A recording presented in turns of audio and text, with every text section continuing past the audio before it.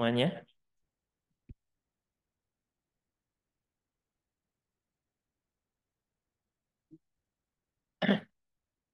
Baik, kita mulai saja, Bapak Ibu semuanya, peserta konsultasi publik standar norma pengaturan hak atas pekerjaan yang layak.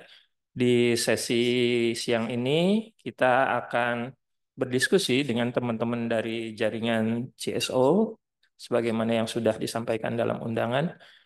Untuk itu di Komnas sudah hadir 3 orang komisioner. Yang pertama itu adalah Ibu Anis Hidayah selaku koordinator eh, bidang pemajuan HAM. Kemudian ada Pak Saulin P. Siagian selaku koordinator untuk penelitian pengkajian dan juga Ibu Putu Elpina selaku koordinator untuk bidang pendidikan penyuluhan.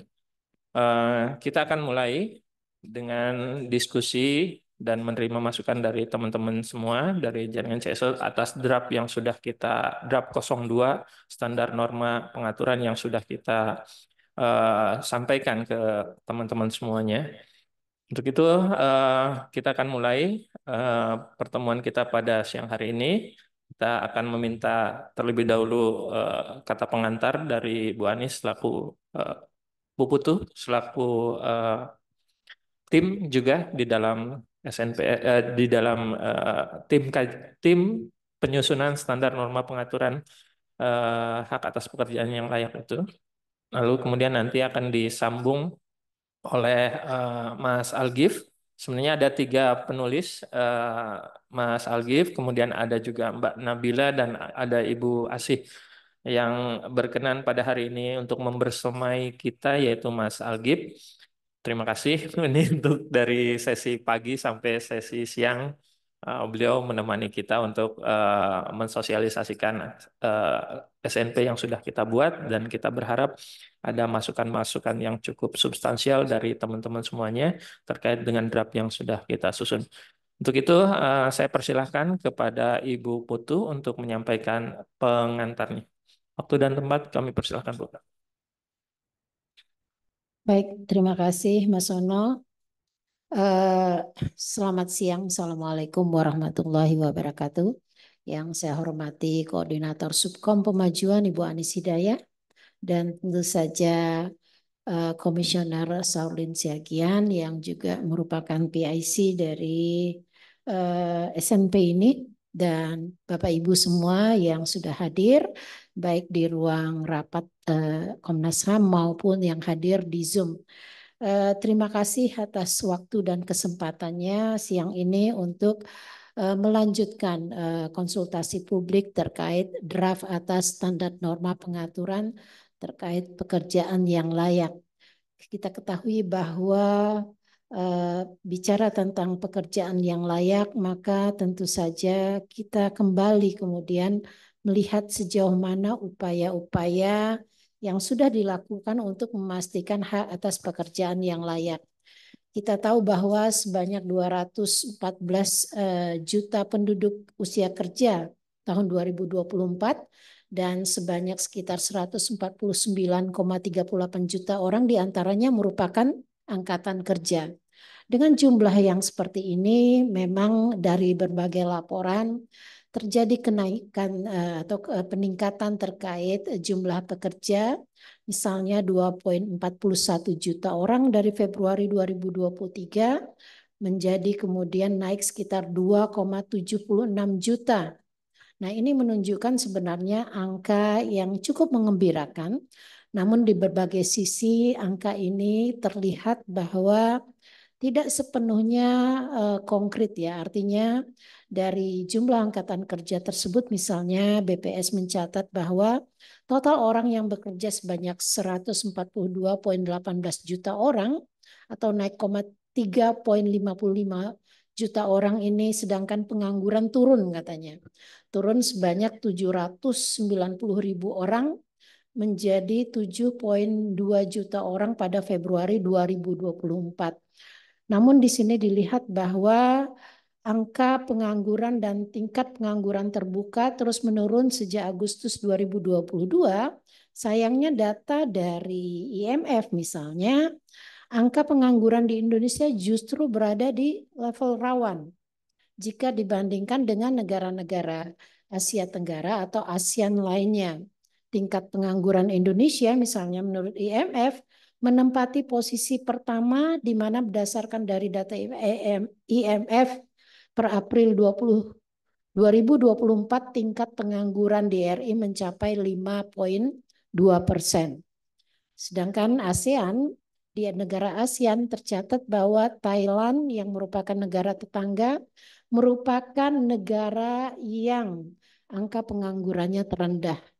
Nah, dari angka-angka ini kita sebenarnya masih memiliki PR banyak terkait bagaimana upaya pemenuhan hak atas pekerjaan yang layak. Walaupun di pasal 27, 28D, pasal 38 Undang-Undang 45 maupun Undang-Undang Hak Asasi Manusia dikatakan bahwa setiap orang baik pria maupun wanita dalam melakukan pekerjaan yang sepadan dengan martabat kemanusiaannya berhak atas upah yang adil sesuai dengan prestasinya. Atau setiap orang berhak untuk bekerja serta mendapat imbalan dan perlakuan yang adil dan layak dalam hubungan kerja. Atau pasal 27 dikatakan setiap warga negara berhak atas pekerjaan dan penghidupan yang layak bagi kemanusiaan. Karena mandat undang-undang inilah dan kemudian melihat bahwa angka pengangguran juga cukup tinggi, lalu kemudian tersedianya lapangan kerja sangat terbatas, maka Komnas HAM melalui mandat untuk melakukan pengkajian perlu menetapkan standar norma pengaturan terkait hak atas pekerjaan yang layak. Hak atas pekerjaan yang layak ini akan berimplikasi kepada pemenuhan hak-hak yang lainnya setidaknya dalam aspek hak ekosop ya.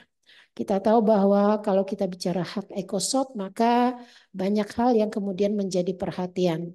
Standar norma pengaturan ini tentu saja merupakan ikhtiar dari Komnas HAM untuk mengetuk kembali mandat dan tanggung jawab negara untuk memastikan hak-hak warga negaranya ini semakin baik dan semakin terpenuhi. Tentu saja kalau bicara tentang standar norma pengaturan, dalam upaya Komnas HAM untuk memastikan situasi yang kondusif terkait implementasi hak asasi manusia melalui kerja-kerja pengkajian, maka sampai hari ini Komnas HAM sudah membuat 13 standar norma pengaturan dan tahun ini ada tambahan 2, salah satunya adalah standar norma pengaturan terkait hak atas pekerjaan yang layak. Bapak Ibu yang saya hormati, saya yakin Bapak Ibu semua sudah mendapat draft atas standar norma pengaturan hak atas pekerjaan yang layak.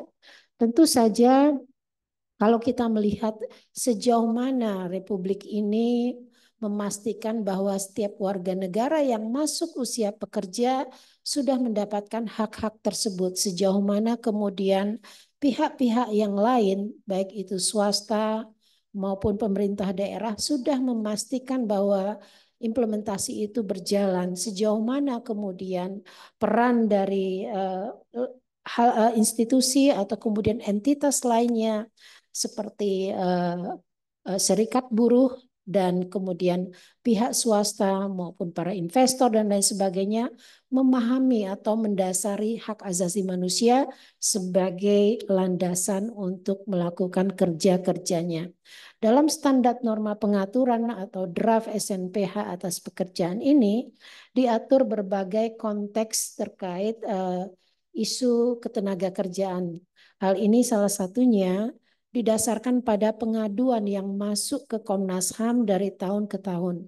Walaupun pengaduan misalnya selama 2020-2023, Komnas HAM menerima sekitar 600 lebih aduan, tapi ini menunjukkan bahwa upaya kita untuk memaksimalkan tiga prinsip dasar hak asasi manusia yaitu penghormatan, pemenuhan, dan perlindungan hak asasi itu belum konkret dilaksanakan. Dari 633 aduan ini dengan berbagai dimensi pelanggaran hak terutama hak untuk berkumpul, berserikat, berorganisasi, hak atas upah yang layak, hak atas keterbukaan informasi, hak hidup, hak kesehatan, hak anak dan perempuan itu masih menjadi permasalahan yang terus dilaporkan kepada Komnas HAM. Tidak hanya mendasari pada pengaduan tersebut, banyak kemudian Komnas HAM menerima pengaduan-pengaduan yang lain yang konteks dan ruang lingkupnya beragam. Maka melihat fenomena seperti ini, kami merasa perlu menyusun standar norma pengaturan ini. Tim Komnas HAM yang terbentuk sudah bekerja sejak setahun ini ya, setahun ini, dan tentu saja penulisan standar norma pengaturan ini juga dibantu oleh tim, yaitu ada Mas Algif yang hari ini hadir membersamai kita, ada Mbak Nabila dan Mbak Asih. Dan tentu saja dari penulis ini nanti masukan Bapak Ibu semua akan kami catat dengan baik karena kami yakin perspektif dari teman-teman masyarakat sipil yang merupakan ujung tombak, entitas yang langsung merasakan dampak akibat ketiadaan pekerjaan yang layak itu menjadi penting bagi kami. Jadi hal-hal yang mungkin luput dari konsultasi publik sebelumnya, kita melakukan konsultasi publik hari ini yang ketiga setelah sebelumnya kita lakukan itu di Palu dan di Bandung.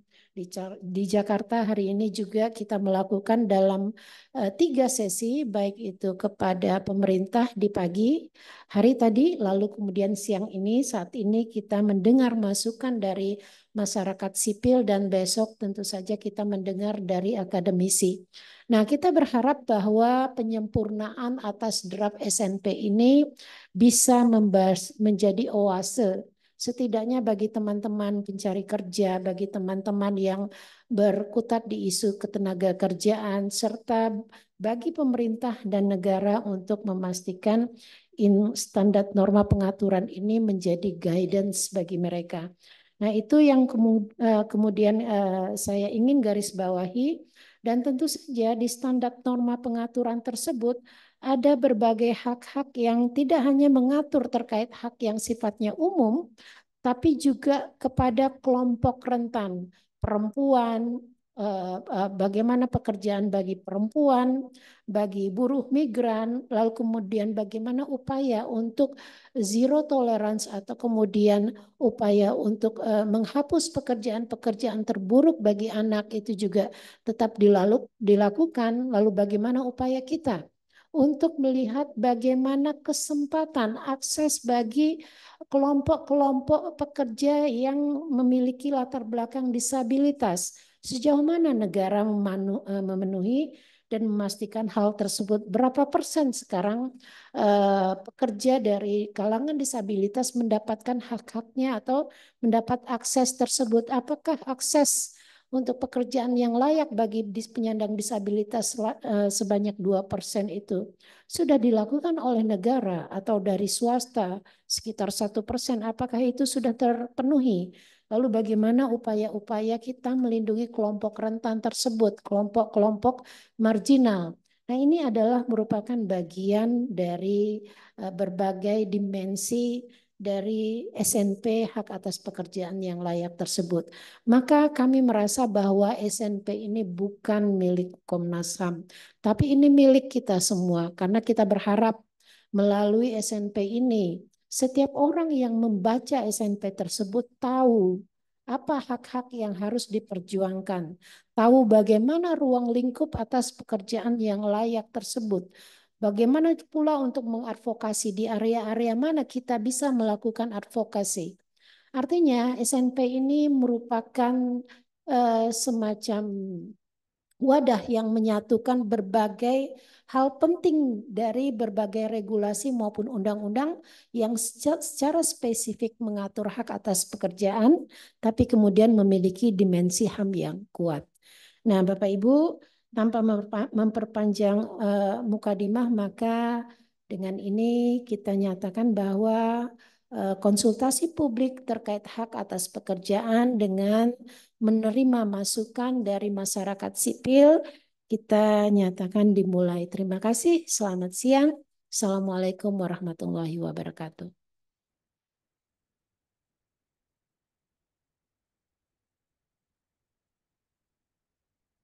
Baik, terima kasih kepada Ibu Putu yang sudah membuka konsultasi publik kita pada siang hari ini. Para peserta konsultasi publik yang berbahagia, tadi ada beberapa poin pembukaan yang disampaikan oleh Ibu Putu bahwa kenapa Komnas menyusun SNP dan lain sebagainya, diantaranya adalah adanya cukup banyak pengaduan ya ke Komnas HAM sekitar 633 sekian yang merupakan aduan terkait dengan relasi antara eh, baik itu perusahaan dengan pekerja ataupun perusahaan dengan berbagai hal lainnya yang terkait dengan hubungan ketenaga kerjaan. Ada beberapa hak yang kemudian disampaikan ke Komnas HAM, diantaranya hak berserikat, yang kemudian juga hak atas upah yang layak dan lain sebagainya. Itu menjadi background kenapa kemudian Komnas perlu menyusun SNP ini. Nah, SNP tadi disebutkan adalah sebagai upaya dari Komnas HAM untuk mencoba apa ya, mentafsir ulang lah apa itu hak atas pekerjaan yang layak dan lain sebagainya. Itu sedikit yang coba saya highlight dari pembukaan yang disampaikan oleh Ibu Putu. Mudah-mudahan teman-teman semua peserta konsultasi publik bisa memberikan masukan yang secermat-cermatnya terhadap substansi. Untuk itu, sesi kedua kita berikan waktu dan kesempatan kepada penulis, Mas Al-Ghifari Aqsa. Beliau adalah aktivis yang banyak juga mendampingi korban, para pekerja terutama, yang saat ini beliau sedang bersekolah di Australia. Jadi dua dari tiga penulis ini kebetulan sedang bersekolah. Mbak Nabila di UK, Mas Algif di Australia, Mbak Asih masih mengajar.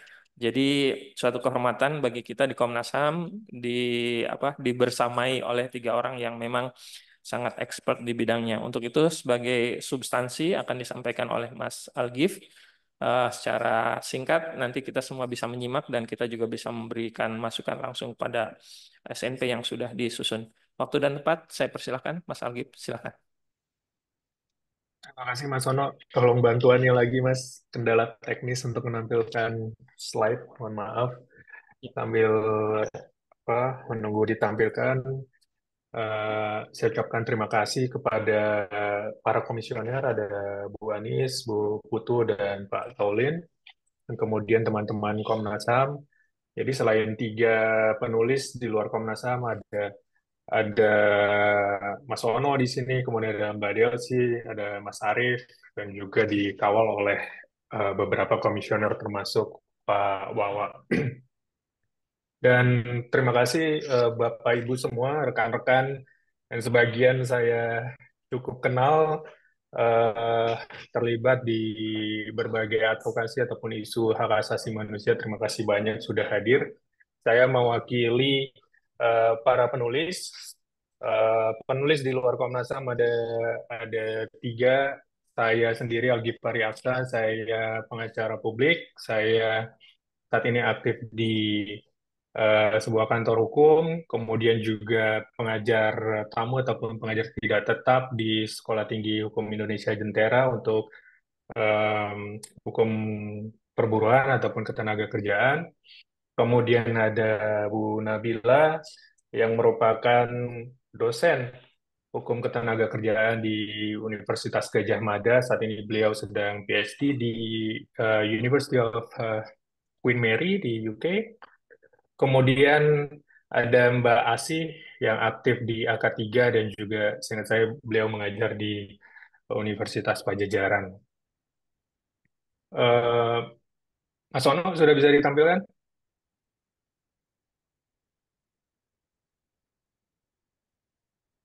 Ya, sebentar Mas Algif. Nanti ini teknis nih lagi Ya, di ini lagi coba ditampilkan. jadi di laptop saya tuh bisa sebentar kemudian crash gitu. Jadi mohon maaf Bapak Ibu semua. Saya ingin melanjutkan, tadi sudah disampaikan oleh Bu Komisioner, Bu Putu, sedikit background kenapa standar norma dan pengaturan ini penting, selain karena adanya banyak pengaduan ke Komnas HAM, sebanyak sekitar 600 pengaduan dengan berbagai macam dimensi. Kemudian juga ada standar norma pengaturan yang lain, ada setidaknya 13, tergantung isunya, ada soal bisnis dan HAM, kemudian soal kebebasan beragama, hak atas perumahan, dan lain-lainnya. Ataupun SMP soal agraria ya. Em, Nah, kami memandang bahwa penting agar ada SMP terkait atas pekerjaan yang layak, karena selain ini terkait dengan hajat hidup orang banyak, setidaknya ada tadi disebutkan ada 53% orang Indonesia yang merupakan angkatan kerja, itu jumlahnya di atas 100 juta gitu ya.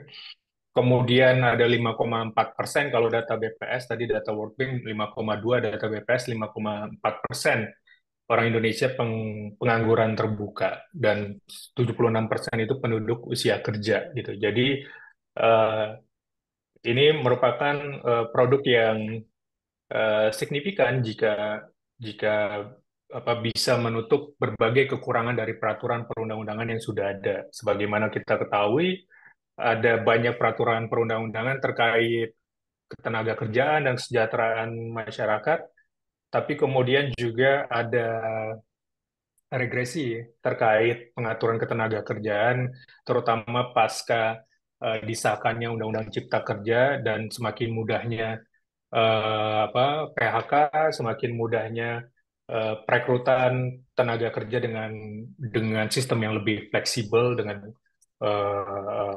buruh kontrak, dan juga eh, apa eh, kontrak yang bahkan bisa sampai 5 tahun, yang sebelumnya 2 tahun plus satu, dan berbagai aspek lainnya. Jadi tujuan dari SMP ini bisa mengisi kelemahan-kelemahan dari peraturan perundang-undangan tersebut, dan juga mengisi hal-hal yang tidak diatur di dalam peraturan perundang-undangan. Misalnya, eh, bagaimana dengan hak pekerja prekariat ataupun orang-orang yang berada di sektor yang sangat sangat rentan, kemudian sistem kerja yang lebih fleksibel, dan isu-isu terkini misalnya pembatasan usia, diskriminasi berdasarkan usia, kemudian juga ada isu perlindungan pekerja rumah tangga yang sudah lebih dari 15 tahun undang-undangnya diadvokasi oleh kelompok masyarakat sipil tapi belum juga disahkan, dan seterusnya.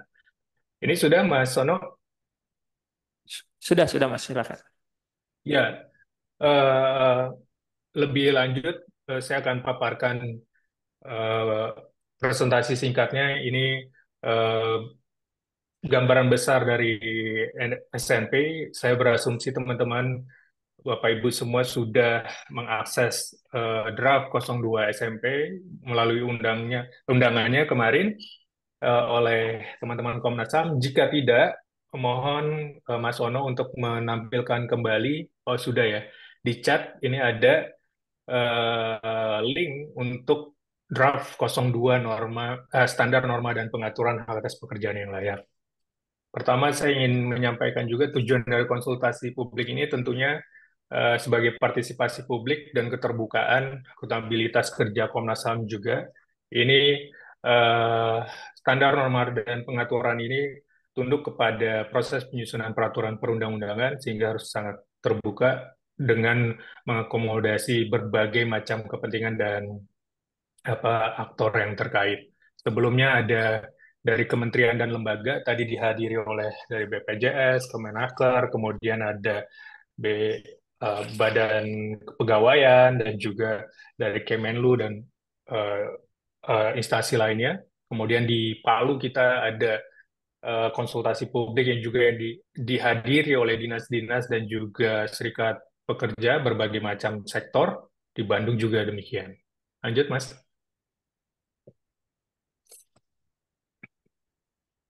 Ini sebelumnya ada konsultasi publik juga di Sulawesi Tengah, kemudian di Bandung, dan juga kita menyebarkan draftnya di beberapa kanal media sosial dan juga website Komnas HAM dan kita juga sebarkan ke berbagai grup yang fokus terkait hak atas pekerjaan yang layak. Lanjut, Mas. Adapun struktur dari standar norma dan pengaturan setidaknya ada 5. Pertama, pendahuluan yang isinya ada latar belakang hingga proses penyusunannya seperti apa, maksud tujuannya seperti apa. Kemudian ada prinsip-prinsip HAM dan kerangka hukum dalam hak atas pekerjaan yang layak, apa itu pekerjaan yang layak, prinsipnya, rangkanya, dan kemudian kita membagi setidaknya kepada 6 cakupan hak yang besar gitu ya. Ini bisa jadi didiskusikan oleh teman-teman juga, apakah ada masukan terkait isu tertentu yang bisa dijadikan besaran poin besaran di dalam SNP ini. Adapun eh, poin tersebut adalah pertama kesempatan kerja yang setara dan produktif, kemudian kebebasan berserikat termasuk hak untuk berunding dan dialog sosial, kemudian kondisi kerja yang adil dan aman, perlindungan dari praktek diskriminasi, perlindungan dari kerja paksa dan perdagangan manusia dan juga perbudakan, dan keamanan pekerjaan dan perlindungan dari PHK. Kemudian bab ketiga adalah terkait aktornya. Kita ingin SNP ini bisa lebih melindungi kelompok rentan, yang mana pekerja perempuan, disabilitas, anak, migran, pekerja rumah tangga, dan juga pekerja muda yang berada di eh, yang dianggap berada di situasi yang prekariat gitu ataupun situasi yang rentan. Kemudian yang keempat, kewajiban dan tanggung jawab negara dan juga aktor non-negara. Dan terakhir adalah kewenangan Komnas HAM.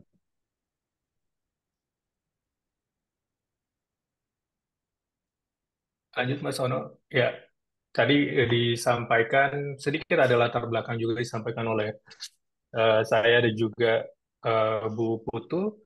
Ini bagian dari tugas pemantauan dan eh, apa,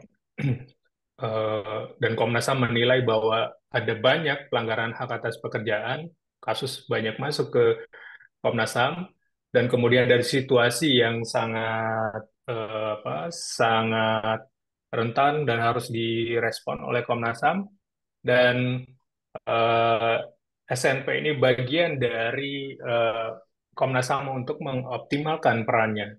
Jadi tadi Bu Atnika pada sesi awal menyatakan bahwa ini eh, mirip dengan general comment kalau teman-teman biasa ataupun akrab dengan International Human Rights Instrument gitu ya, ada general comment ataupun komentar umum eh, yang merupakan bukan terjemahan, yang merupakan tafsir ataupun turunan dari Kovenant ECOSOC, turunan dari hak sipil dan politik, dan kita mendesain ataupun Komnas HAM sebelumnya mendesain SNP ini mirip dengan general comment formatnya, dan kemudian eh, dia digunakan juga untuk menerjemahkan apa itu hak atas pekerjaan yang layak dalam konteks situasi di Indonesia dan bagaimana menyelesaikan permasalahan terkait hak atas pekerjaan yang layak, yang mana sebagian peraturan perundang-undangan tidak menjawab hal tersebut. Lanjut, Mas. Nah, selanjutnya pengertian dan ruang lingkup standar norma dan pengaturan tentang hak atas pekerjaan yang layak. Komentar umum hak atas pekerjaan yang layak, ini komentar umum PBB ya, bukan SMP-nya. Komentar umum nomor 18 tentang pekerjaan yang layak. Mereka mendefinisikan hak atas pekerjaan adalah suatu hak individual yang dimiliki oleh seseorang, tapi pada saat yang bersamaan juga merupakan hak kolektif yang mencakup bentuk pekerjaan, baik itu pekerjaan mandiri ataupun pekerjaan yang diupah.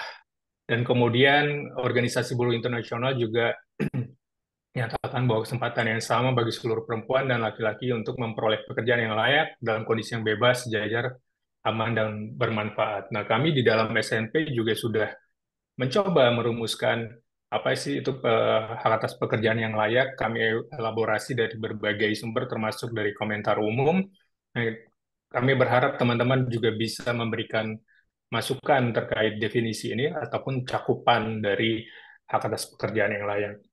Kemudian kriteria kerja yang layak menurut General Comment pertama adalah menghormati hak fundamental dari seseorang, kemudian memberikan pemasukan yang memungkinkan pekerja untuk menghidupi dirinya dan keluarganya, dan mencakup penghormatan terhadap integritas fisik dan mental dari pekerja dalam melaksanakan pekerjaannya. Jadi, sebagaimana tadi kami sampaikan kepada kementerian dan lembaga, walaupun misalnya pemerintah sudah berusaha untuk menyediakan lapangan pekerjaan, tapi ketika situasi pekerjaannya sangat buruk dan kemudian tidak menghormati martabat manusia, maka dianggap tidak ada ataupun belum terpenuhi atas pekerjaan yang layak. Kemudian selanjutnya adalah prinsip-prinsip HAM dalam pekerjaan yang layak. Pertama ada ketersediaan pekerjaan. Ini kewajiban negara untuk menyediakan akses pekerjaan, membuka lapangan pekerjaan baru. Kemudian aksesibilitas pekerjaan, baik itu aksesibilitas fisik yang bisa dicapai oleh setiap orang, termasuk di dalamnya kelompok disabilitas dan juga kelompok masyarakat apa, uh, uh, yang rentan misalnya. Kemudian ada akseptabilitas, mohon maaf. Jadi setelah ada ketersediaan pekerjaan, aksesibilitas pekerjaan, ada akseptabilitas yang ini kaitannya dengan kondisi kerja yang layak dan juga apakah sudah terpenuhinya misalnya kesehatan dan keselamatan kerja dan berbagai macam aspek lainnya. Maksud dan tujuan menjawab kebutuhan adanya rujukan bersama dalam pemaknaan, penilaian, dan petunjuk pelaksanaan atas kaidah-kaidah HAM dan peristiwa yang terjadi di dalam dunia ketenaga kerjaan di Indonesia. Kami berharap juga ini menjadi ukuran untuk menyusun dan menjalankan aturan terkait hak atas pekerjaan yang layak di Indonesia dan berfungsi sebagai tolak ukur untuk membandingkan tindakan yang sejalan dengan HAM dan yang melanggar HAM. Jadi seringkali saya sampaikan kepada teman-teman ataupun tim penulis, sebisa mungkin SMP ini bisa aplikatif bagi para praktisi dan juga bagi para serikat buruh yang melakukan advokasi gitu. Jadi mana yang tidak di-cover oleh Undang-Undang Ketenagakerjaan, Omnibus Cipta Kerja, ataupun Peraturan Menteri Tenaga Kerja, mungkin bisa di-cover di dalam SNP ini. Kemudian kerangka hukumnya, ada banyak kerangka hukum kalau Bapak Ibu lihat dalam draft, baik itu sumber hukum nasional ataupun sumber hukum internasional, dan kami juga menjadikan instrumen-instrumen ataupun konvensi ILO yang belum diratifikasi Indonesia juga sebagai rujukan ataupun sumber, karena dalam beberapa aspek kita masih tertinggal tentunya terkait ketenaga kerjaan. Sebagai contoh, Indonesia belum meratifikasi Konvensi ILO 155 dan Undang-Undang K3-nya juga sudah cukup lama sehingga perlu diperbarui. Lanjut, Mas Wano. Nah, ini tadi seperti yang saya sampaikan ada 6 cakupan hak atas pekerjaan yang layak. Pertama, kesempatan kerja yang setara dan produktif.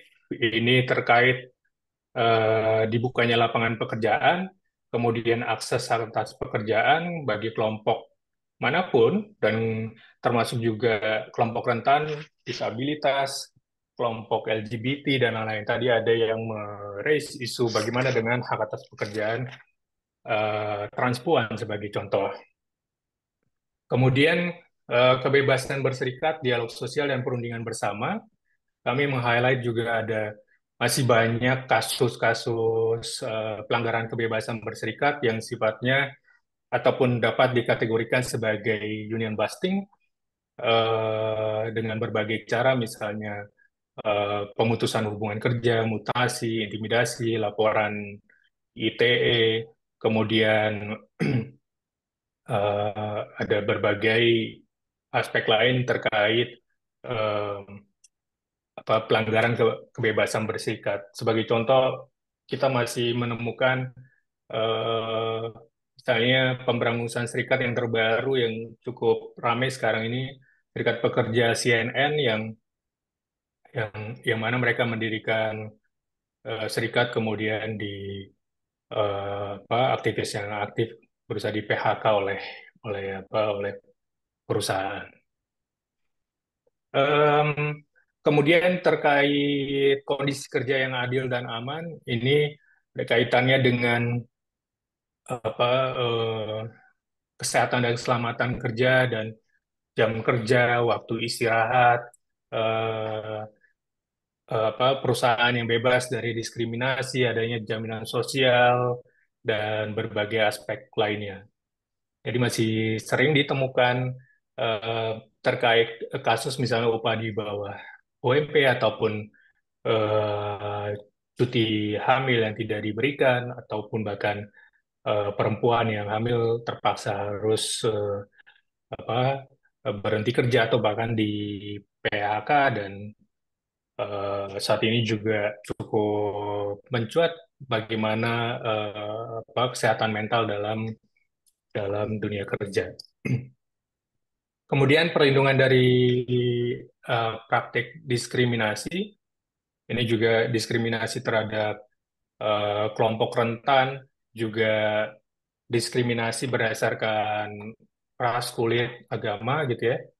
Eh, juga kita juga menemukan misalnya ada contoh kasus pelarangan pekerja untuk menggunakan atribut keagamaan seperti jilbab sebagai contoh. Kemudian yang kelima, perlindungan dari kerja paksa, perbudakan, dan perdagangan manusia masih ditemukan, bahkan banyak di Indonesia ada kasus perbudakan, sebelumnya ada kasus di Sumatera Utara, kemudian ada kasus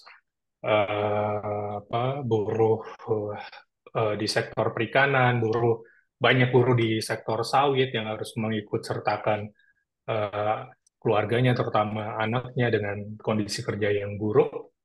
Dan tadi saya juga membahas misalnya kasus di Semarang, misalnya di Undip PPDS, bisa dikategorikan sebagai eh, modern slavery dengan karena sudah memenuhi unsur hilangnya kebebasan ataupun seseorang dikekang dengan jam kerja yang tidak jelas dan bahkan tidak pulang gitu ya.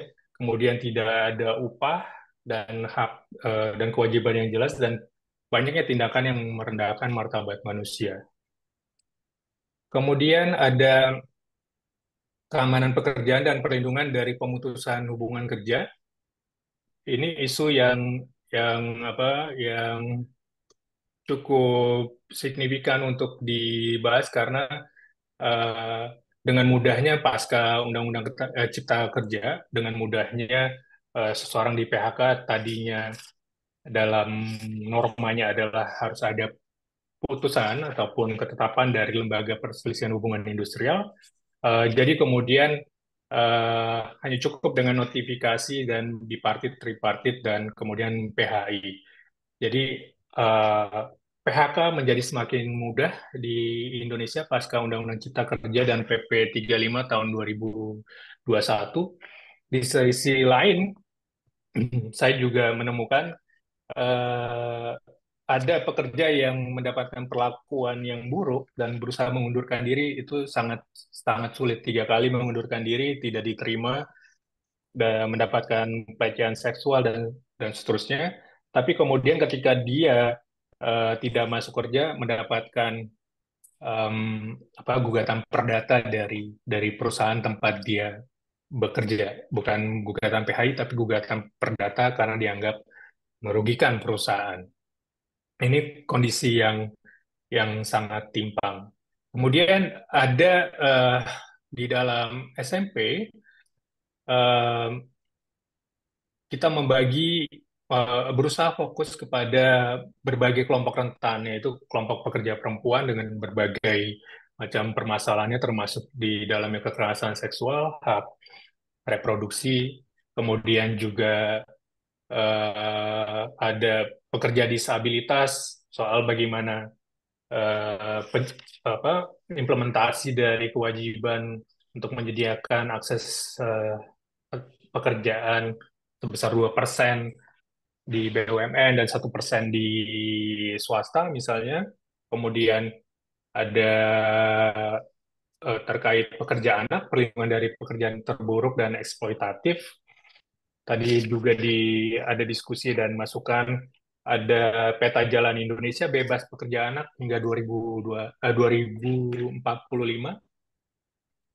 Kemudian ada perlindungan pekerja migran dan keluarganya, eh, perlindungan pekerja rumah tangga yang mana jumlahnya sekitar 4,5 juta di Indonesia dan 75% juga perempuan dan 25% anak gitu ya.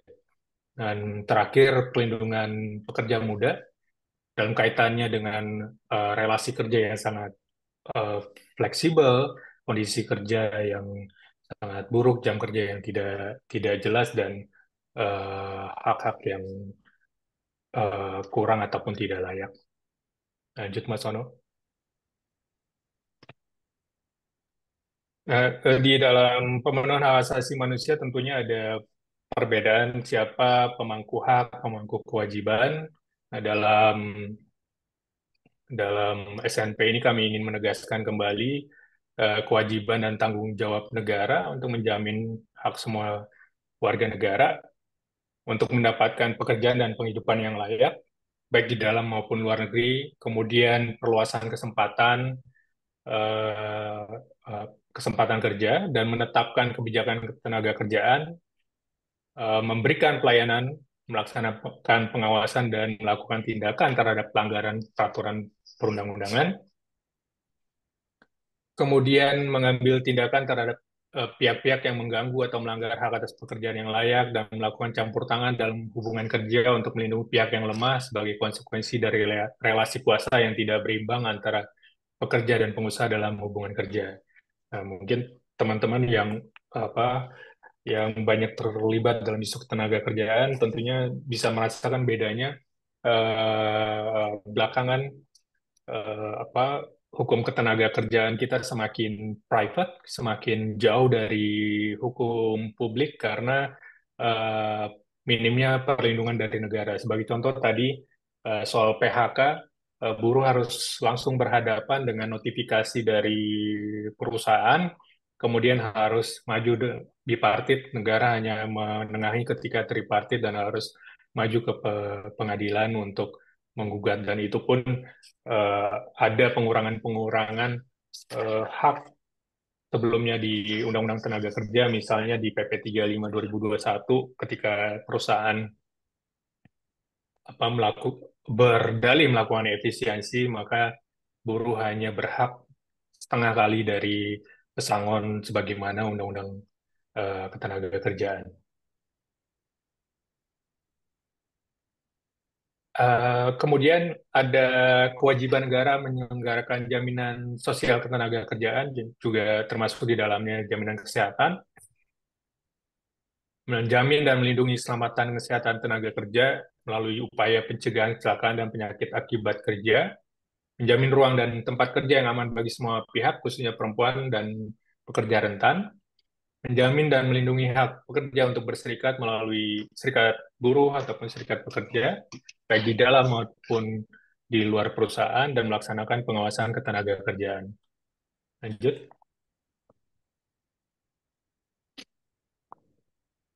Nah, kami juga menggarisbawahi ataupun meng-highlight mengenai kewajiban dan tanggung jawab non-negara dalam hal ini perusahaan dan juga serikat pekerja ataupun serikat buruh. Lanjut, Mas. Kewajiban dan tanggung jawab pengusaha, pertama melaksanakan peraturan perundang-undangan tentunya, memberikan hak dan kewajiban pekerja tanpa membedakan jenis kelamin, suku, ras, agama, warna kulit, dan aliran politik, membayar upah pekerja dengan layak, mendaftarkan pekerjanya menjadi peserta jaminan sosial dan jaminan kesehatan, melakukan upaya pencegahan K3, memberikan kesempatan dan tidak menghalangi pekerja untuk membentuk serikat, dan tentunya juga menjalankan serikat, kemudian mengupayakan agar tidak terjadi PHK dan apabila terpaksa untuk melakukan PHK harus melalui prosedur-prosedur yang ketat dan hak yang cukup bagi pekerja. Kemudian turut serta dalam dialog sosial, eh, dengan pihak-pihak yang terlibat dalam hubungan kerja, dalam hal ini tentunya dengan pemerintah dan juga serikat pekerja.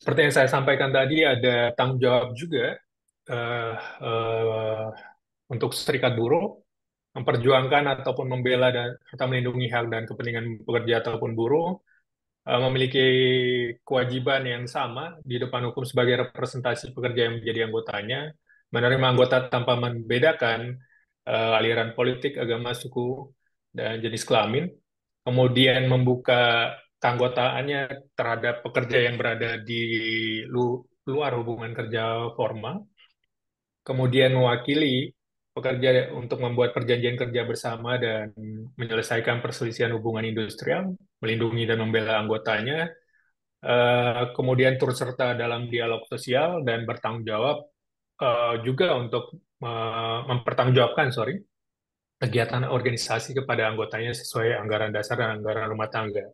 Dan serikat buruh juga punya peranan untuk mengadvokasi ataupun mendorong kesejahteraan anggotanya tidak hanya terkait PKB, tidak hanya terkait peraturan perusahaan, tapi juga sistem jaminan sosial yang lebih luas. Dan kita sama-sama tahu di sini juga mungkin ada saksi saksi hidup langsung ataupun pelakunya bahwa berbagai eh, kebijakan terkait jaminan sosial itu juga dipaksa ataupun didorong oleh serikat buruh, terutama misalnya jaminan sosial dan BPJS yang saat ini kita nikmati.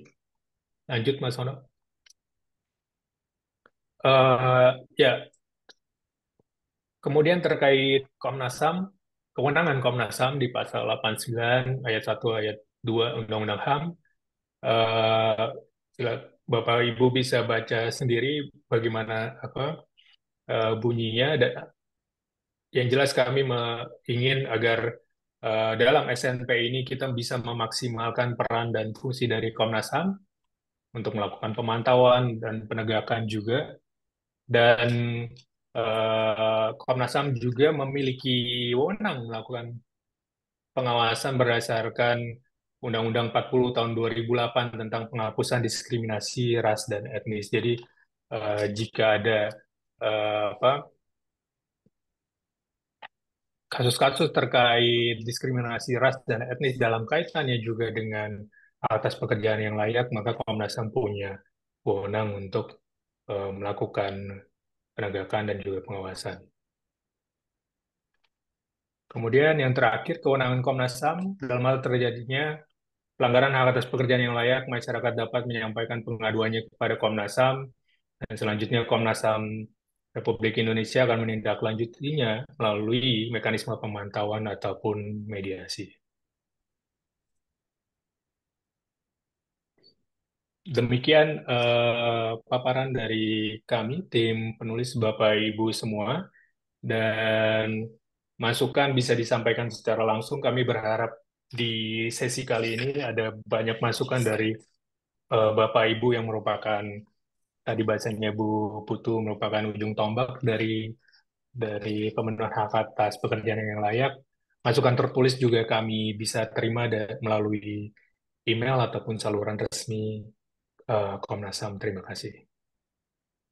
Saya kembalikan kepada Mas Ono.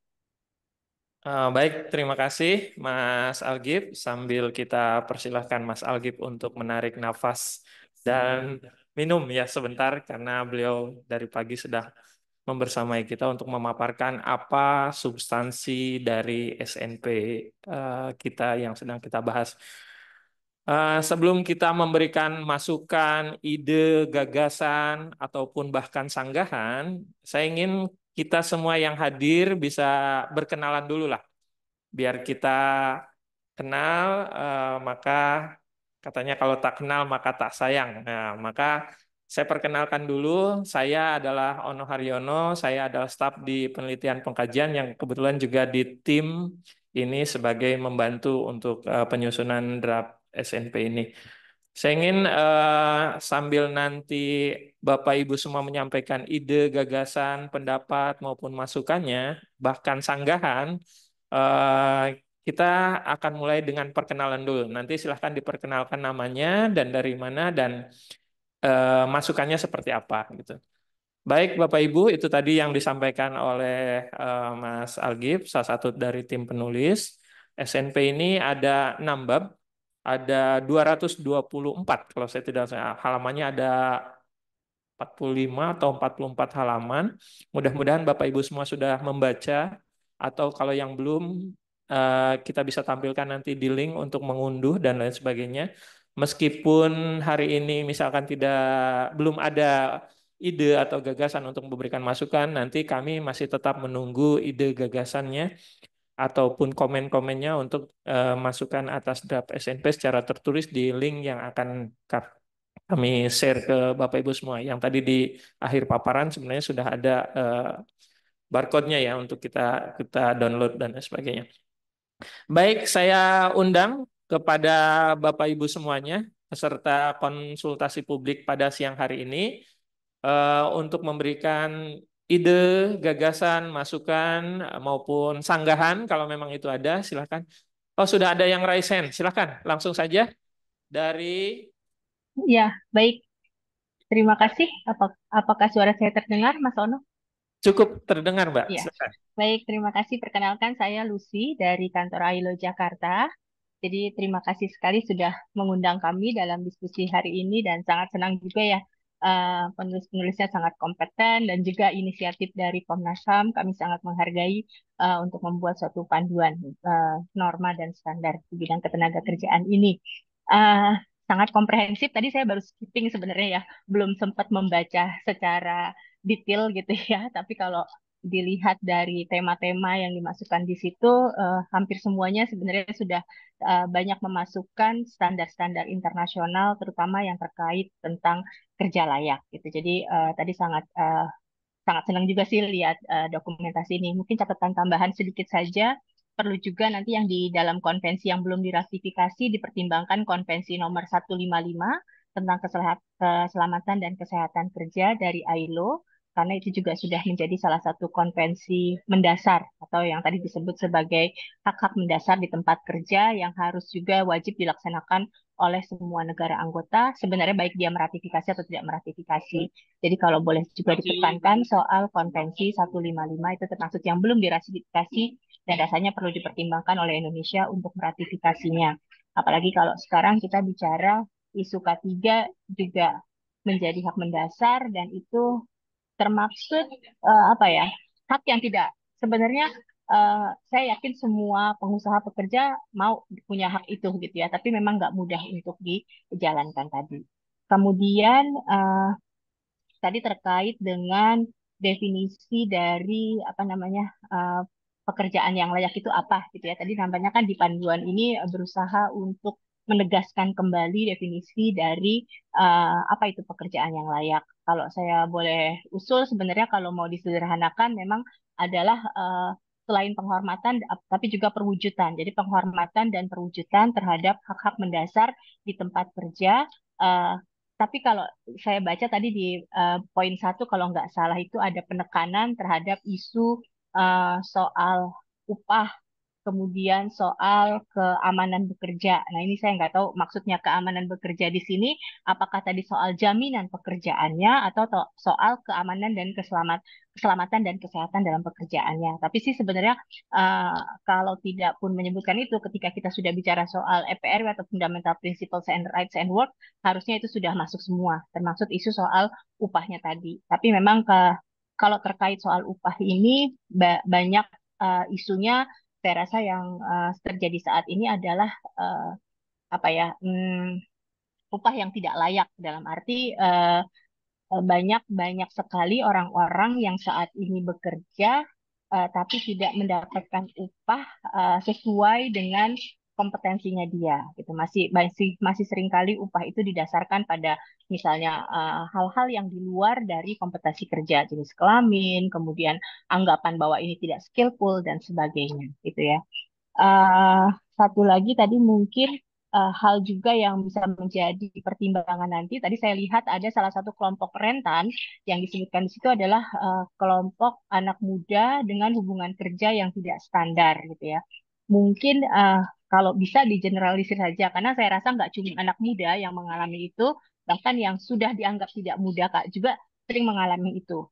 Kalau ILO sekarang kita sedang mentargetnya adalah memberikan perlindungan kepada pekerja yang bekerja dengan apa namanya di platform digital. Jadi workers with the digital platform. Karena itu juga salah satu hal yang masih banyak belum diatur oleh negara dan di sana terjadi tadi ya kesewenang-wenangan terhadap kondisi kerjanya dia. Mungkin itu dulu Mbak, nanti kalau ada tambahan lagi saya infokan lagi. Terima kasih banyak. Baik, Mbak Lucy, terima kasih atas masukannya. Setidaknya saya catat ada 5 poin ya. Yang pertama, Konvensi 155 ini perlu diratifikasi dan kemudian tentang kesehatan dan keselamatan kerja perlu diadopsi juga dalam SNP kita. Kemudian ada definisi pekerjaan yang layak tentang penghormatan dan perwujudan. Dan ada satu pertanyaan nanti mungkin bisa dibahas ya oleh teman-teman penulis maupun komisioner tentang keamanan bekerja ini maksudnya apa dan lain sebagainya. Yang ketiga adalah kelompok rentan tentang anak muda, itu sebaiknya usulannya adalah digeneralisir saja. Misalkan tentang apa ya, digital platform gitu yang kemarin Singapura justru sudah mengesahkan. Oke, terima kasih Mbak Lucy. Mbak Lucy tadi dari ILO ya? ILO kan? Iya, betul, betul. Oke, terima Dari kasih. Ila. Terima kasih. Selanjutnya ada yang raise hand Mbak Novi. Silakan Mbak. Ya, halo, selamat siang. Perkenalkan saya Novi dari Solidaritas Perempuan. Mohon maaf belum bisa buka kamera. Eh, saya ingin menyampaikan begini bahwa situasi kerja perempuan hari ini, misalnya perempuan banyak di beberapa perusahaan di PHK karena hamil itu sudah dibuatkan di latar belakang, tapi ada juga yang dipaksa resign supaya perusahaan tidak membayar pesangon. Itu ada beberapa saya temukan begitu. Selain itu juga terkait diskriminasi dalam promosi jabatan, di mana perempuan dianggap tidak kompeten untuk naik di sebuah jabatan, sehingga kadang hanya laki-laki yang dipromosikan, padahal kinerja mereka sama ataupun lebih bagus perempuan. Dalam konteks pekerja migran, begitu saya juga mengusulkan ditambahkan permasalahan terkait Kemenaker 260 karena Kemenaker 260 tahun 2015 itu menjadi permasalahan utama saat ini banyak perempuan PRT yang bekerja di Timur Tengah menjadi korban perdagangan orang. Selain itu juga layanan-layanan untuk pekerja migran kita di pra penempatan itu juga belum terpenuhi. Misalnya tidak banyak LTSA yang ada di daerah sesuai dengan undang-undang sehingga masih banyak PMI kita yang diberangkatkan dengan eh, yang diberangkatkan oleh calon yang tentunya itu tidak aman. Selain itu juga perlu untuk memasukkan terkait hak reintegrasi ini hak repatriasi, negara memfasilitasi repatriasi ini seperti apa, karena kalau berdasarkan pengalaman begitu ya selalu dibilang ini soal anggaran, jadi akhirnya banyak PMI terutama perempuan yang tidak bisa dipulangkan ke Indonesia padahal kondisinya sudah sangat terjepit misalnya, dan selalu diarahkan pemulangannya adalah kepada orang-orang yang memberangkatkan yang saat ini memang sudah tidak diketahui ataupun lari begitu. Selain itu juga terkait bahwa yang harus kita sadari bersama hari ini adalah keinginan negara untuk menciptakan investasi atau mendatangkan investasi yang banyak dengan membangun berbagai macam proyek justru menyebabkan perempuan semakin tidak mendapatkan pekerjaan yang layak. Sebelumnya ia bekerja misalnya sebagai petani di lahan sendiri atau sebagai nelayan, karena ada investasi itu dan juga pembangunan itu dia akhirnya tergusur dan menjadi buruh di pabrik-pabrik kah, baik di dalam negeri maupun luar negeri, jadi PRT kah, dan itu juga sangat tidak aman. Terus juga perlu mendorong pengakuan terhadap profesi, terutama di sektor pekerja-pekerja formal, khususnya misalnya PRT. Begitu. Nah, untuk masukan SP nantinya, kami akan mengirimkan dokumennya ke email yang sudah disampaikan di website mungkin di hari Senin atau Selasa. Terima Oke, kasih. Oke, baik. Terima kasih Mbak Novi dari Suara Perempuan atas masukannya dan kami tunggu memang masukan Solidaritas perempuan. solidaritas perempuan. Maaf atas masukannya. Jadi ada beberapa poin, terutama Kepmenaker 260 itu tentang apa ya Mbak? Biar nanti kita tegaskan. Penghentian penempatan tenaga kerja Indonesia pada sektor domestik di negara-negara kawasan Timur Tengah. Timur Tengah, oke, ya, ya, oke. Oke, terima kasih. Ada 1, 2, 3, 4, 5, ada 6 poin yang sudah saya catat. Nanti kita akan masukkan di log mana, kemudian di SNP tersebut, apakah memang isunya sudah dibahas atau belum. Nanti tentunya akan coba diformulasikan ulang masukannya oleh teman-teman penulis maupun di tim. Terima kasih sekali lagi. Selanjutnya ada Mas Angga ya. Mas Angga yang sudah raise hand, silakan Mas. Baik, selamat siang. Perkenalkan saya Angga Perwira dari TWRC, Trade Union Rec Center. Kami menerima draft ini beberapa hari yang lalu dan sempat membahas ada beberapa hal yang mungkin kami usulkan dan ini nanti bisa dipertimbangkan oleh tim penulis atau tim penyusun. Beberapa hal itu yang pertama ini dari cover itu tentangnya 2 kali, Mas. Walaupun mungkin ini yaitu lupa kali ya, double. Itu perlu dihapus satu kata yang tentangnya di judul. Lalu kemudian di halaman 2 pendahuluan yang terkait latar belakang, angka 1 itu terkait kata perlindungan yang protection dalam kurung, itu kami mengusulkan menggunakan kalimat pelindungan. Karena ini berkaitan dengan cara negara melindungi warga negaranya gitu. Dan ini juga mengacu ke beberapa undang-undang yang sudah menggunakan kalimat atau term pelindungan. Lalu kita juga di halaman 3 pendahuluan latar belakang, ini ada usulan untuk disisipkan penjelasan tentang sejarah singkat dan hakikatnya lahirnya hukum ketenagakerjaan. Mengingat SNP tentang hak atas pekerjaan layak ini itu tidak dapat dipisahkan dari konteks tujuan dan implementasi hukum ketenagakerjaan. Ini kita juga mengutip dari Otto Confront, Professor at London School of Economic and Oxford University, bahwa timbulnya hukum ketenagakerjaan itu dikarenakan adanya ketidaksetaraan posisi tawar yang terdapat dalam hubungan kerja. Jadi kita melihat antara tenaga kerja dengan pengusaha, dengan alasan itu pula dapat dilihat bahwa tujuan utama hukum ketenagakerjaan adalah agar dapat meniadakan ketimpangan hubungan di antara keduanya yang timbul dalam hubungan kerja.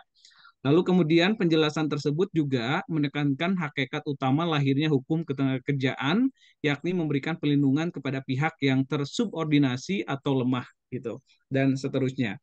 Lalu kemudian halaman 3 pendahuluan terkait latar belakang, angka 4 terkait fleksibilitas kerja, ini mungkin usulan kami perlu ditambahkan karena terdapat penegasan dalam Undang-Undang Cipta Kerja.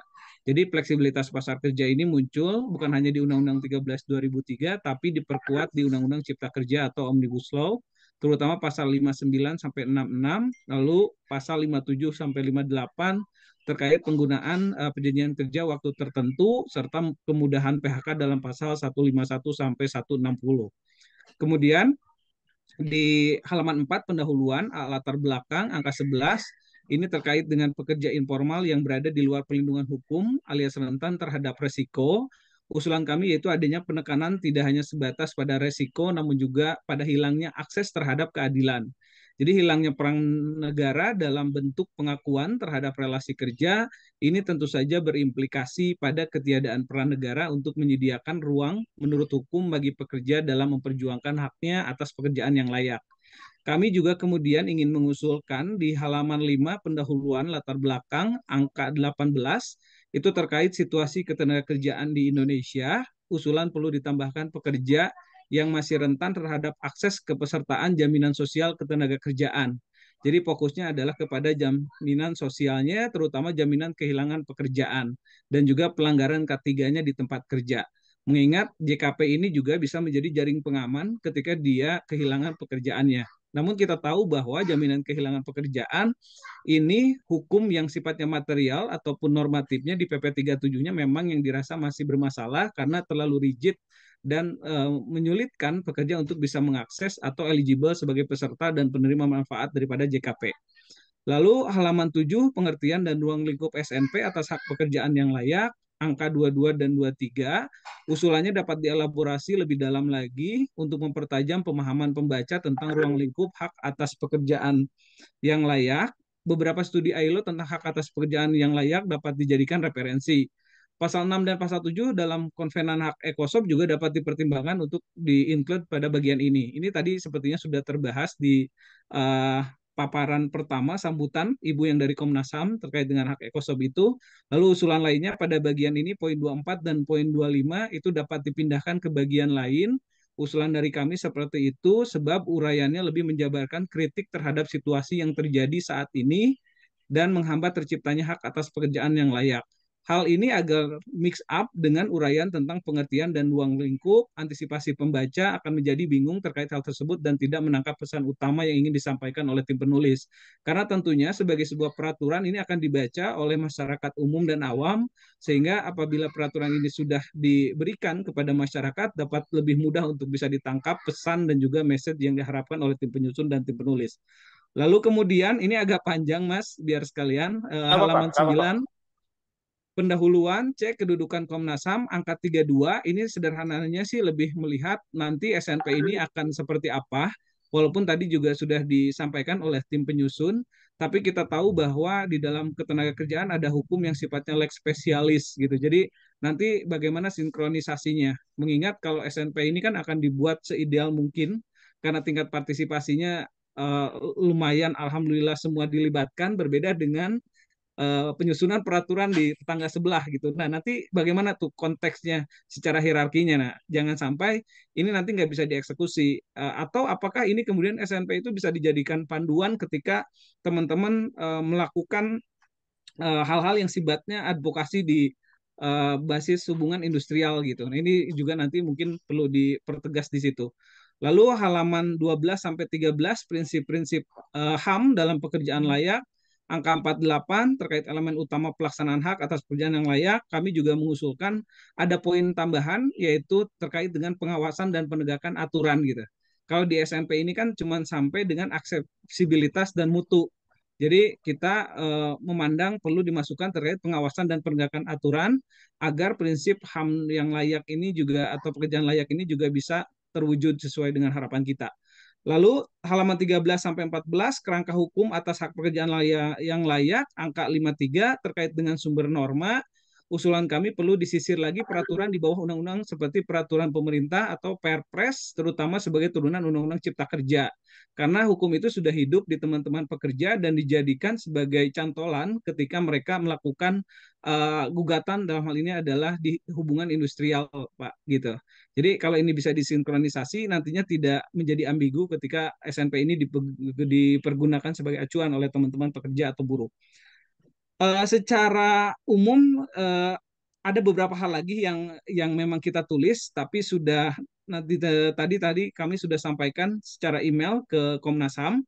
Nanti mungkin bisa dijadikan bahan untuk bisa dipertimbangkan usulan-usulan dari TWRC. Lalu berikutnya adalah betul tadi saya menyambung dari kawan Ailo bahwa teman-teman pekerja platform dalam hal ini misalnya ojek, ojol, kurir dan lain sebagainya yang masih mereka terjebak dalam konsep hubungan kemitraan gitu. Padahal kalau melihat faktanya mereka itu bisa dikatakan sebagai pekerja yang ada di sektor informal, tapi mereka masih ada di sektor kemitraan. Nah, ini yang perlu dipertimbangkan karena dalam Undang-Undang 13 2003 maupun juga dalam Undang-Undang Cipta Kerja, konteks hubungan kerja mereka terhalang dengan adanya mereka tidak menerima upah secara langsung dari platform digital itu, tetapi dari pengguna atau user gitu. Nah, ini yang mungkin perlu kita pertimbangkan.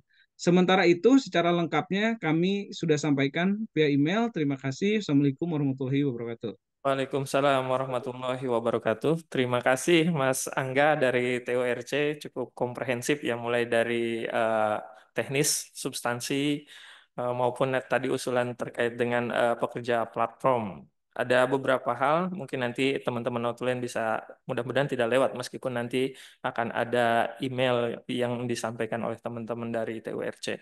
Pertama cover, kedua halaman 2 angka 1 tentang perlindungan diganti menjadi pelindungan dan lain sebagainya. Ya, saya mudah-mudahan tidak ada yang lewat ya. Kemudian halaman 3 ada sejarah singkat tentang ketenaga kerjaan karena bagaimanapun hak atas pekerjaan itu berkorelasi dengan sejarah tentang hukum ketenaga kerjaan. Kemudian halaman 3 poin angka 4 tentang fleksibilitas kerja dan lain sebagainya itu juga disampaikan.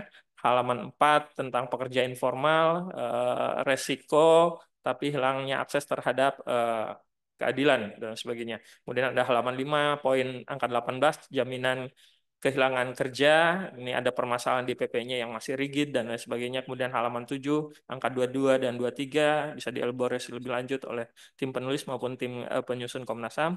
Kemudian yang menarik adalah halaman poin 32 atau halaman 32 sinkronisasi konteks hierarki perundang-undangan. Tadi kebutuhan untuk teman-teman apakah kemudian SNP ini bisa dijadikan alat advokasi oleh teman-teman yang bergerak di isu ketenaga kerjaan. Artinya teman-teman butuh ini legalitas formalnya atau dasar hukumnya agar teman-teman ketika ada permasalahan terkait dengan ketenaga kerjaan bisa menggunakan SNP ini sebagai basic legalitas teman-teman melakukan advokasi. Terima kasih atas masukannya.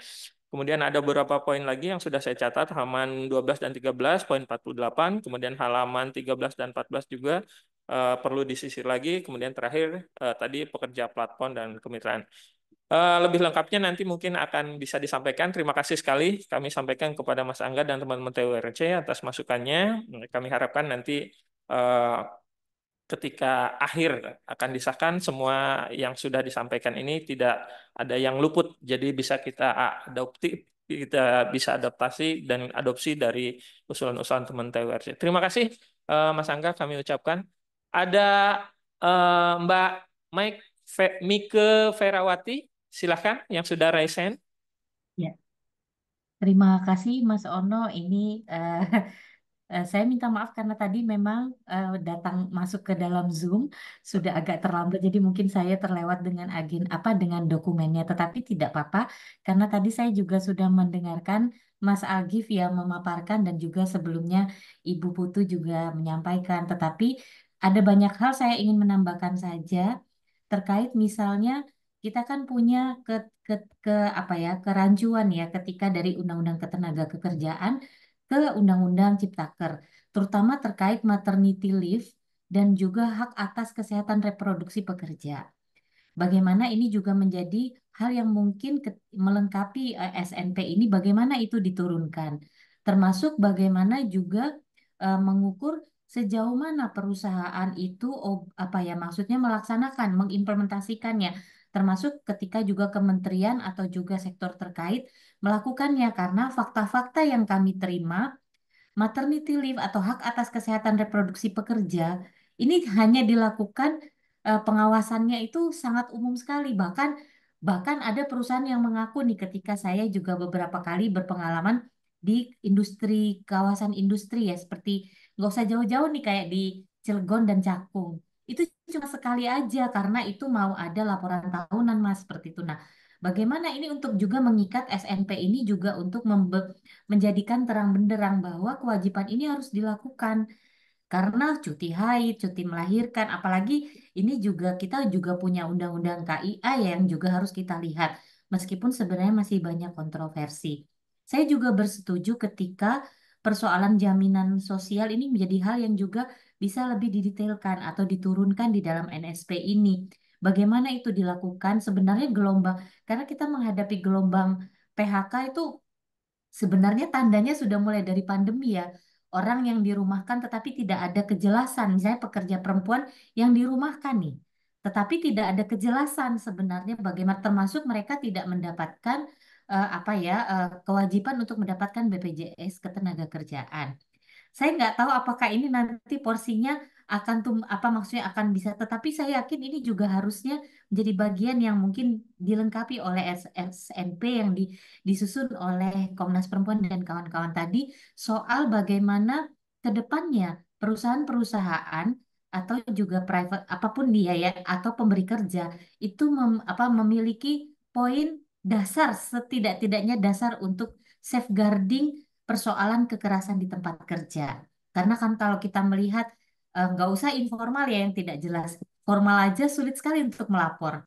Bagaimana persoalan safeguarding ini atau jaminan terhadap rasa aman dari kekerasan berbasis gender atau kekerasan seksual di tempat kerja ini juga menjadi sesuatu yang turun dalam NSP ini, dan ini juga menjadi panduan bahwa oh ya jangan salah kalau misalnya sebuah perusahaan apa maksudnya mengalami banyak sekali kasus ya atau juga persoalan-persoalan apa ya di dalam ya karena ternyata mereka tidak punya aturan di dalamnya. Selalu alasannya kami tidak punya mekanismenya, kami tidak punya aturannya. Nah, saya ini saya rasa juga sudah banyak didorong dan mungkin salah satunya juga pada saat ini juga membahas apa soal bisnis dan human right ini human right ini juga sebenarnya bagian yang didorong oleh Komnas HAM sebenarnya.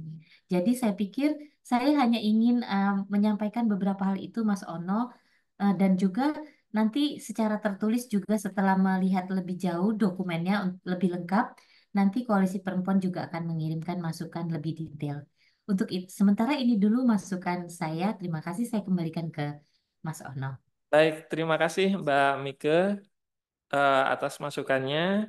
Yang terpenting tadi adalah adanya perubahan perspektifnya dari Undang-Undang Ketenagakerjaan ke Undang-Undang Cipta Kerja ini, di mana kemudian yang miss itu tentang maternity leave yang kemudian sekarang ditambah lagi ada peraturan tentang undang-undang KIA dan lain sebagainya yang sejauh mana perusahaan itu bisa meletakkan ini sebagai sebuah kewajiban bagi perusahaan untuk memberikan hak-haknya kepada para pekerja ya terutama pekerja perempuan. Baik, terima kasih Mbak Mike. Masih ada Bapak Ibu semuanya? Saya harap sih masih ada. Silahkan saja untuk memberikan ide, gagasan, masukan. Jadi konteksnya nanti kita lihat kerangka yang sudah ada, artinya dari tadi yang dipaparkan oleh Mas Algif, ada 6 bab dan lain sebagainya. Kemudian isu yang diraih oleh teman-teman itu nanti kita akan posisikan di mana sesuai dengan kerangkanya. Kalau memang belum ada, nanti mungkin ada subbab baru dan lain sebagainya. Itu tergantung urgensi dan kebutuhan yang menurut kita semua selaku pegiat hak asasi manusia perlu untuk dimasukkan ke dalam SNP kita ini. Saya undang kembali Bapak Ibu semuanya untuk menyampaikan komentar di chatbox. Baik, terima kasih Bu Valentina. Saya coba buka di chatbox kita.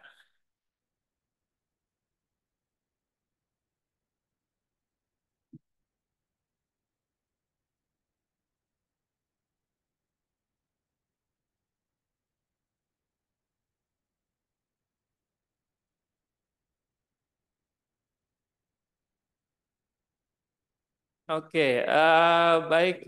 Terima kasih. Sambil saya membuka di chatbox, ada Mas Andre Otang juga yang sudah resign. Sebentar, Mas. Kita buka dulu yang di chatbox karena keasikan buka Zoom, jadi saya tidak buka chatbox ini.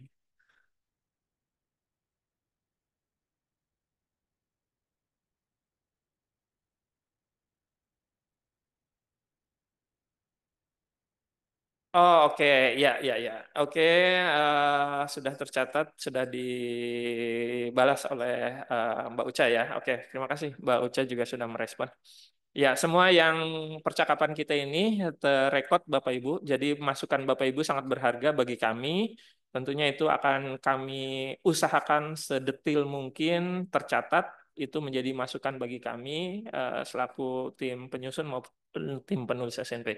Saya langsung ke Mas Andre Otang. Silahkan. Halo, selamat siang Pak Ono. Selamat Suara siang. saya terdengar jelas? Ya.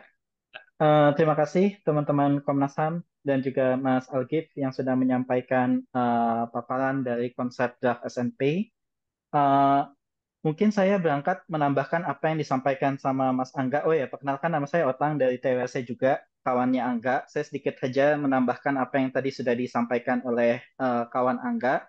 Yang pertama, salah satu catatan kritis ya, catatan kritik terhadap konteks undang-undang ketenagakerjaan kita saat ini itu adalah sangat bias manufaktur dan sangat landed. Nah, eh, saya ingin mencoba untuk menggali apakah mungkin kita juga bisa mengcover teman-teman SNP ini ya, juga tetap bisa memberikan coverage perlindungan buat teman-teman yang selama ini punya persoalan besar ya kayak teman-teman ABK gitu ya, yang kerjanya di tengah laut, lepas laut gitu ya, itu juga bisa tercover oleh SNP ini gitu. Nah, supaya kemudian kita bisa juga ikut serta SNP ini menjawab bahwa SNP ini tidak ngikutin ritme eh, undang-undang ketenagakerjaan kita tuh yang sangat bias manufaktur dan juga sangat landed gitu. Itu yang pertama gitu.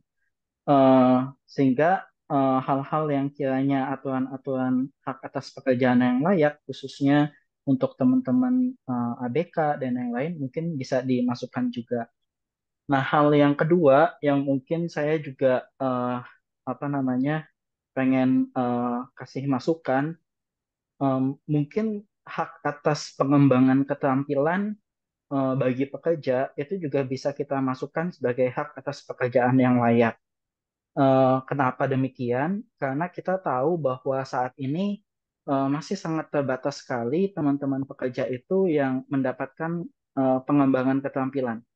Pengembangan keterampilan itu baru ada ketika teman-teman di PHK. Ya, kita tahu ada kartu prakerja, ada JKP gitu ya. Nah, sedangkan ketika orang sudah ter-PHK, itu kita melihat sebenarnya antusiasme dia untuk belajar mengembangkan keterampilannya itu sudah terbatas. Kenapa? Karena orientasinya adalah untuk mendapatkan pekerjaan terbaru. Eh, jadi kalau misalnya ada orang daftar JKP setelah dia ter-PHK, sebenarnya orientasi motif dasar utamanya adalah untuk mendapatkan insentif uang tunai. Yang pertama, pengembangan keterampilan itu jadi prioritas nomor 2 dan nomor 3. Nah, kami memandang bahwa pengembangan keterampilan itu justru sebenarnya paling efektif ketika dia berada dalam masa hubungan kerja. Nah, itu mungkin bisa dipertimbangkan untuk kita bisa masukkan sebagai bagian dari hak atas pekerjaan yang layak. Kemudian yang ketiga yang ingin saya sampaikan juga pada kesempatan ini, eh, pertama soal konsep alih daya dan rekrutmen pekerja melalui agensi. Ini fenomena yang kami temukan di industri perkebunan kelapa sawit. Saat ini trennya makin banyak domestic migran. Eh, dan domestic migran ini dia direkrut oleh agensi dari tempat asal dia berada, dari kampung halamannya, tiba katakanlah di Kalimantan, di Papua atau di Sumatera. Di Sumatera dia dilempar lagi ke agensi yang lain, oleh agensi yang lain, baru kemudian didistribusikan kepada perusahaan. Baru perusahaan menempatkan dia eh, tugasnya di bagian mana, gitu. Nah, menurut saya ini fenomena yang rasanya perlu untuk kita coverage karena eh, proses rekrutmen jadi semakin absurd. Relasi kerja jadi semakin tidak jelas gitu ya. Eh, karena eh, kemudian jadi pertanyaan apakah ini masuk dalam pola alih daya atau tidak gitu ya. Tanggung jawabnya ada pada di perusahaan agensi atau di perusahaan user. Dan kalau kita ngomong perusahaan agensi, ada dua agensi. Agensi pada saat dia direkrut di kampung halamannya dan agensi ketika dia berada di wilayah tujuan destinasi gitu. Ini pola-pola baru yang kami temukan di wilayah industri perkebunan kelapa sawit yang saya pikir ini perlu kita masukkan juga dalam konteks hak atas pekerjaan yang layak. Karena kayaknya alih daya itu kalau saya apa namanya baca kayaknya belum terlalu banyak terulas di dalam SNP. Mungkin itu tiga hal masukan tambahan yang bisa saya sampaikan. Terima kasih Mas Ono dan Baik, teman-teman. terima kasih Mas Otang atas masukannya. Yang pertama adalah kritik terhadap Undang-Undang Naker yang saat ini bias manufaktur ya, justru sangat miss dengan karena terlalu land based gitu ya. Bagaimana kemudian ABK yang harapannya sih bisa tercover dalam SNP ini karena mereka juga adalah pekerja. Itu yang pertama. Yang kedua, hak atas pengembangan keterampilan ini diharapkan merupakan bagian daripada hak atas pekerjaan yang layak karena justru penting ketika bekerja seorang pekerja ini mendapatkan pengembangan keterampilan justru bukan setelah PHK malah dikembangkan itu tadi kan tujuannya hanya untuk mengakses jaminan-jaminan sosial. Yang ketiga, alih daya dengan agensi di industri kelapa sawit ya ada domestic kasih migran ya, pekerja migran persis seperti dengan pekerja migran di luar. Jadi sebenarnya siapa nanti yang bertanggung jawab? Apakah kemudian eh, apa relasi kerjanya jadi absurd gitu ya? Agensi mana yang kemudian apakah dia yang memberangkatkan dari kampung atau kemudian nanti yang menempatkan di perusahaan sawit? Tiga masukan itu cukup penting. Nanti kami sudah catat. Mudah-mudahan ini eh, menjadi masukan bagi SNP. Kalau memang belum ada, nanti kita bisa taruh gitu ya di apa di lokus mana yang sudah ada dalam struktur itu. Kemudian kita bisa masukkan untuk memperkuat draft SNP yang sudah kita susun. Terima kasih, Mas Otang. Kembali saya undang kepada teman-teman yang ingin menyampaikan ide, gagasan, masukan, pun sanggahan ataupun apa ya, semacam keberatan dan lain sebagainya, kami undang untuk menyampaikan hal-hal tersebut. Kalau misalkan belum ada, nanti kita juga bisa tunggu Bapak Ibu semuanya untuk memberikan secara tertulis. Nanti untuk link SNP-nya juga bisa Bapak Ibu semua download. Masih ada dalam kesempatan sore ini, Bapak Ibu? Ibu Lindawati. Silakan ya, Bu. Langsung saja, Bu. Iya Mas, terima kasih Mas. Saya Linda dari PPDI, Perkumpulan Penyandang Disabilitas Indonesia. Saya titip isu mengenai penyandang disabilitas aja Mas.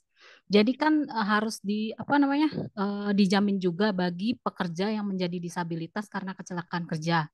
Karena kan biasanya waktu mereka biasanya itu pekerjaan-pekerjaan konstruksi ya. Jadi waktu mereka menjadi disabilitas karena kecelakaan kerja itu, perusahaan-perusahaan itu malah memberhentikan mereka, memecat mereka, ya kan? Dan mereka tidak mempunyai pekerjaan lagi.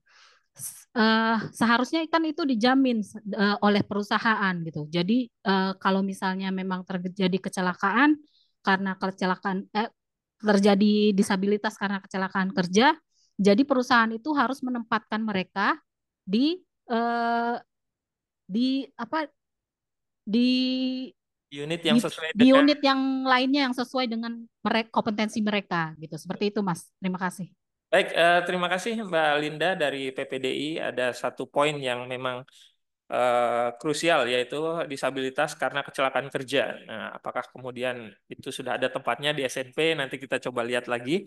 Yang jelas memang perlu untuk apa ya, mengklirkan bahwa memang disabilitas itu bisa terjadi karena kecelakaan kerja dan biasanya solusinya adalah di PHK. Ini adalah sebuah pelanggaran hak asasi manusia tentunya. Harusnya mereka tidak di PHK tapi kemudian ditempatkan sesuai dengan kompetensinya. Terima kasih Mbak Linda dari PPDI. Bapak Ibu masih ada yang ingin disampaikan? Silahkan. Kami tetap mengundang Bapak Ibu semuanya untuk memberikan masukan. Sebelum nanti saya minta kepada Mas Algif maupun komisioner untuk merespon beberapa tadi yang perlu direspon lah, sekiranya memang perlu direspon. Masih ada?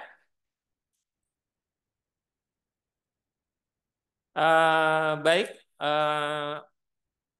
saya ke Mas Algif. Mungkin saya persilahkan kalau memang ada sesuatu yang perlu direspon, Mas Algif, selaku Ya, silakan. terima kasih Mas Ono. Eh, Bapak Ibu semua, teman-teman semua, terima kasih banyak atas masukannya. Ada banyak sekali masukan yang sangat konstruktif menurut saya. Jadi ini akan jadi eh, PR bagi seluruh tim penulis, tidak hanya tim penulis independen, tapi juga Komnas HAM. Saya rasa ini saya terus terang menjadi sangat bersemangat karena ada banyak aspek yang menurut saya memang tidak tercover di SNP yang kita draft gitu ya. Nah, tapi merespon beberapa hal, saya rasa untuk segala macam masukan dan kritik kita tidak perlu perdebatkan karena ini sifatnya masukan dan kami sangat berterima kasih. Tapi saya ingin mengklarifikasi, mungkin tadi ada pertanyaan gitu misalnya dari Mbak Lucy dari ILO, apakah keamanan bekerja itu masuknya K3 ataupun sebenarnya itu nanti isu isu redaksi ya, Mas Ono, terkait apa job security itu kan keamanan bekerja gitu ya, ataupun keamanan atas pekerjaannya gitu. Kalau terkait K3-nya dia merupakan keselamatan kerja. Ini juga inline dengan masukan dari Mas Angga soal tadi redaksi-redaksi soal perlindungan ataupun perlindungan. Kemudian juga ada kesalahan-kesalahan penulisan yang ada di draft tadi diangkat oleh Mas Angga dari TWRC. Kami sangat berterima kasih. Kemudian em, tadi ada masukan juga dari Mbak Lucy mengenai tambahan eh, apa penyebutan lebih spesifik terkait pengusaha, tidak hanya pengusahanya tapi juga organisasi pengusaha dengan berbagai isu sektoralnya gitu, Apindo, Kadin ataupun organisasi pengusaha lain. Dari Mbak Novi, apa solidaritas perempuan ya. Nah ini makanya sekaligus menjawab apa pertanyaan dari Mas Angga. Misalnya em, Undang-Undang Ketenagakerjaan kita hanya mengatur hak perempuan untuk mendapatkan cuti hamil misalnya, ataupun hak untuk beristirahat. Tapi pengusaha masih bisa mengakalinya dengan memaksa resign ataupun secara halus untuk mendorong seseorang resign. Nah, kami berharap SNP ini bisa menjadi penutup celah itu gitu. Misalnya eh, larangan untuk membujuk seseorang ataupun pekerja untuk mengundurkan diri ketika dalam kondisi hamil. Ataupun kita menegaskan bahwa itu sebuah pelanggaran hak asasi manusia jika ada perempuan yang dalam kondisi hamil dibujuk ataupun dipaksa untuk mengundurkan diri dan sudah sepatutnya pengunduran diri dianggap batal demi hukum. Yang seperti itu yang menurut kita eh, mungkin bisa di cover oleh apa SNP hak atas pekerjaan yang layak ini. Kemudian juga tadi Mas Angga ada banyak sekali tambahannya dan akan memberikan masukan secara tertulis. Saya rasa ini juga akan sangat membantu. Eh,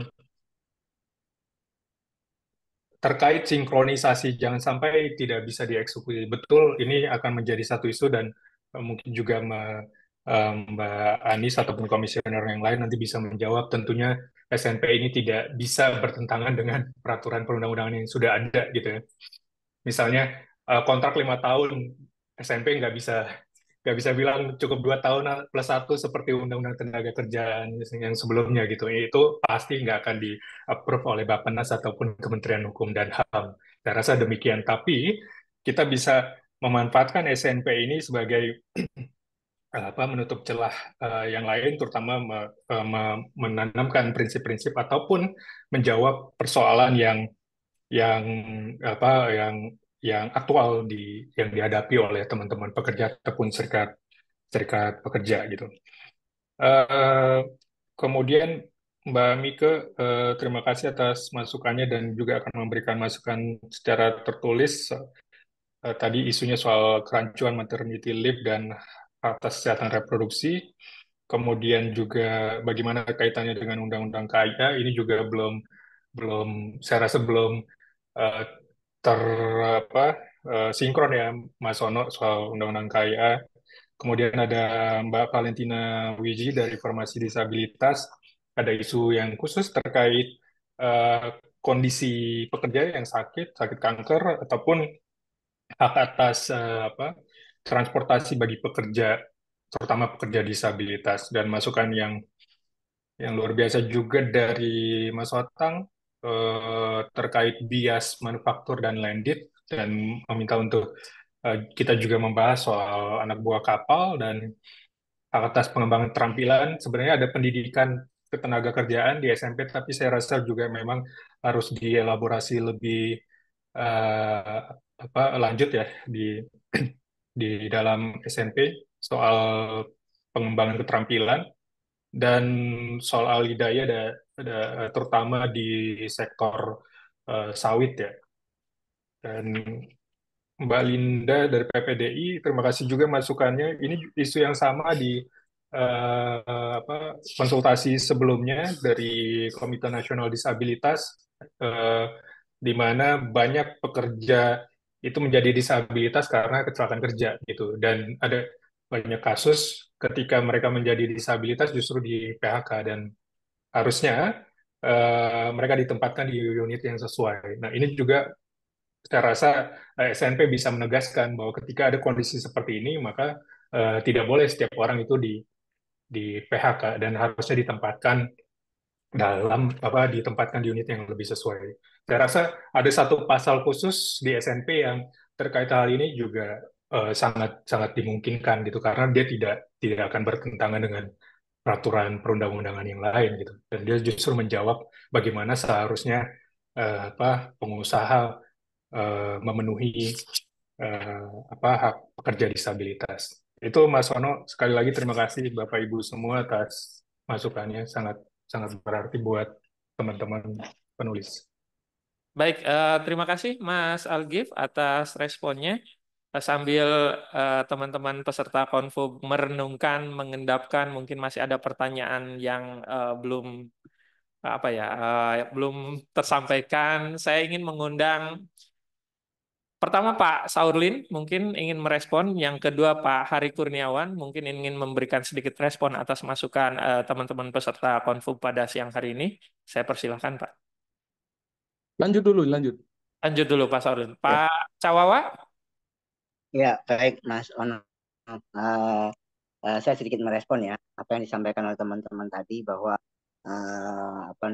itu masukan yang cukup bagus ya terkait dengan yang disampaikan oleh tadi, bahwa SNP ini tidak boleh bertentangan dengan undang-undang. Memang tujuan dibuat SNP ini kan adalah bagaimana menerjemahkan aturan-aturan atau seperangkat instrumen terkait hak asasi manusia baik di tingkat internasional, regional maupun lokal. Artinya memang kita juga harus melihat yang terjadi di Indonesia begitu. Jadi itu yang pertama. Yang kedua terkait dengan pekerja disabilitas tadi, saya sepakat ya bahwa memang harus ada pengaturan tersendiri terkait pekerja-pekerja yang kemudian mengalami kecelakaan kerja dan menjadi disabilitas. Tapi tidak hanya itu, ini juga harus ada pengaturan terkait pekerja-pekerja migran yang mengalami disabilitas ya ketika mengalami kecelakaan kerja di tempat negaranya. Itu yang juga harus jadi pengaturan tersendiri nanti di SNP ini. Itu Mas. Baik, terima kasih Cawawa atas responnya. Saya undang kembali kepada teman-teman peserta konsultasi publik SNP Hak Atas Pekerjaan yang Layak. Masih ada masukan, ide, gagasan, pendapat, ataupun bahkan sanggahan dan lain sebagainya. Kami persilahkan. Cukup? Izin, Mas. Ya, silakan. Mas Yulianto ya? Ya, Ya, silakan Mas. Dari mana Mas? saya Yulianto dari Formasi Disabilitas, Mas. Oh iya, silakan Mas Yulianto. Eh, Tadi menarik ada salah satu yang akan diusulkan terkait dengan pasal apabila disabilitas ditempatkan pada tempat-tempat yang sesuai pada tempatnya. Nah, keadaan di lapangan sering terjadi ketika telah sesuai ditempatkan pada tempatnya, namun tekanan atau lingkungan kerja yang tidak mensupport difabel tersebut dalam melaksanakan tugasnya. Seperti semisal salah satu disabilitas netra diberikan tugas sebagai admin. Beliau mampu mengemban amanah tersebut, namun tidak pernah diberikan kesempatan untuk menunjukkan skill yang dia miliki.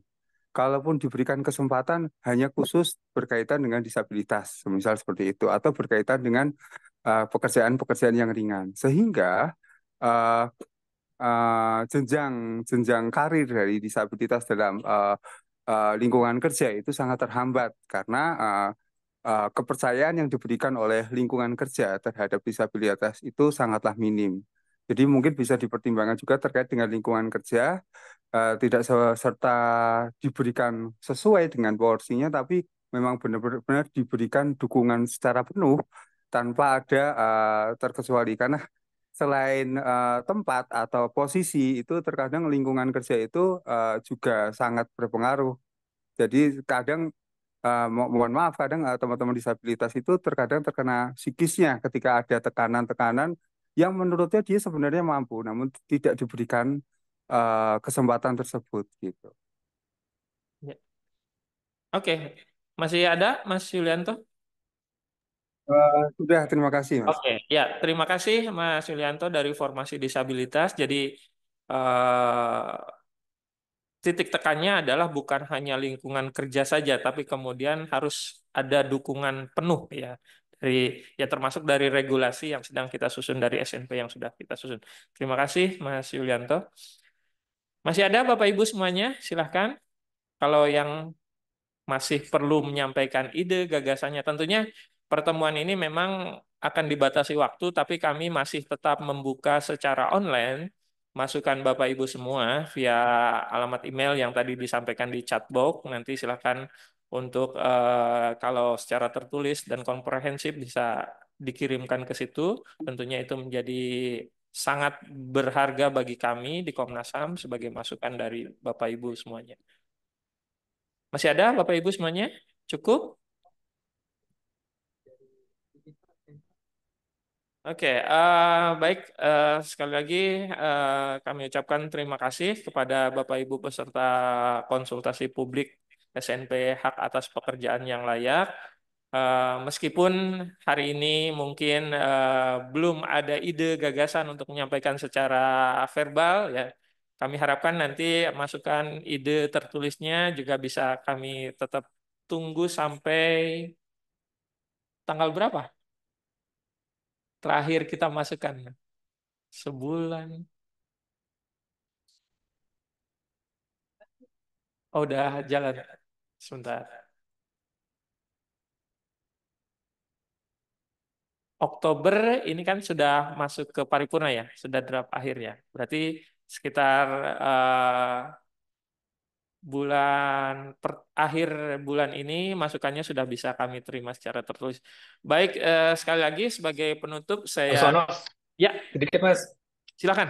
Karena teman-teman akan mengajukan masukan tertulis, kami juga sangat terbuka jika ada misalnya redaksi yang bisa langsung kami adopsi gitu. Misalnya ada satu pointers, satu angka ataupun satu pasal, kita mungkin nggak namanya bukan pasal di sini tapi ada angka-angka gitu ya, yang secara khusus misalnya menjawab permasalahan yang Bapak Ibu semua angkat gitu eh, dan itu akan sangat membantu. Misalnya tadi Pak Yulianto gitu ya, ini kan inline dengan masukannya Mbak Linda gitu bahwa tidak bisa apa